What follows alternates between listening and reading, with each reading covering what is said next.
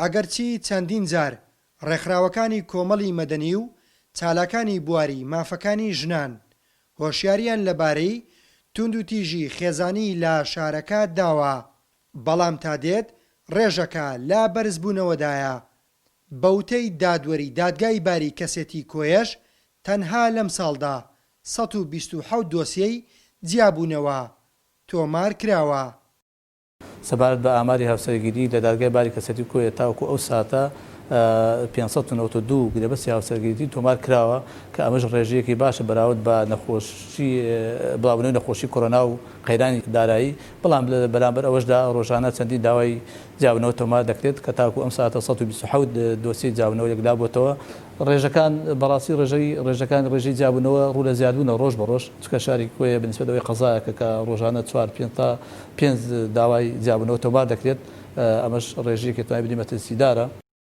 پارێزەرانیش لەم دۆخەی ئێستا گرنگترین هۆکار و گرفتەکانی هاوسەر و خێزانەکان ئاشکرا دەکەن کە بریتین لە قەیرانی دارایی و هاوسەرگیری پێشوەختە و تۆڕە کۆمەڵایەتیەکان.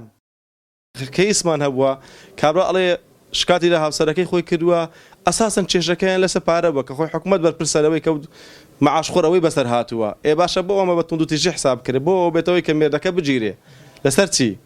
یعنی ئەمە کێشەکانە پێناسێکی خراپەوە کراوە. لە تەواوی کوردستان هەمان یاسا هەیە، بەڵام هەندێک لە دادوەرە بەڕێزەکان دەورەشی باشتر ئەجێڕن. ئەتوان مەسەڵەن ژنەکە کە شکاتی لە هاوسەرەکەی کردووە دەژیری ناکە، جارێ مۆڵەتەش نێرێ بۆ لیژنەی ئاشتەوایی توێژەری کۆمەڵاتی ئەتوان بیانێرن بۆی سووری لێ بینێن، دوادە پێویستی بە بەڵگەیە توی سەلمێنی ئایا تند و تیژت بەرامبەری کراوە یاخود نا. لە گرنگترین هۆکارانی کە لە ئێستادا دەوری سەرەکیان هێلا هۆکارن بۆ هاڵۆشانەوەی خێزان بەداخەوە قەیران و بارودۆخی ئابووری هۆکارێکی سەرەکیە لە بەرەوەی بەشێک لە خێزانەکان بەشێک لە ناتوانن پێداویستی تایبەت ڕۆژانەی خۆیان دابین بکەن، وەکو چۆن کوردەواریش دەڵێ کاسەی پڕاشتی ماڵە. و هۆکاری دووەمیش بەداخەوە تەداخولکردنی کەسی سێمە لە ژیانی هاوسەرەکان، هاوسەرگیری پێشوەختە کە دەبینی زۆرێک لە کچ-کوڕەکان لە تەمەنێکی سەرەتای تەمەنی لاوەتیاندا پەنا دەبن بۆ هاوسەرگیری کە لەو کاتەدا ڕەنگە ڕۆشنبیریەکان خۆشیارش ئەوەندەیان لەسەر پێکهێنانی خێزان و ئەرکەکانی خێزان نەبێ. لە ساڵی 2011 پەرلەمانی کوردستان یاسای ژمارە 8 با کۆمەڵێک بڕگە و بابەتی یاسایی دەرکردووە کە تایبەتن بە توندوتیژی خێزانی.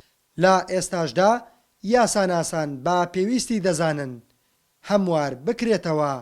کاروان نازم گەلی کوردستان، قەزای کۆیە.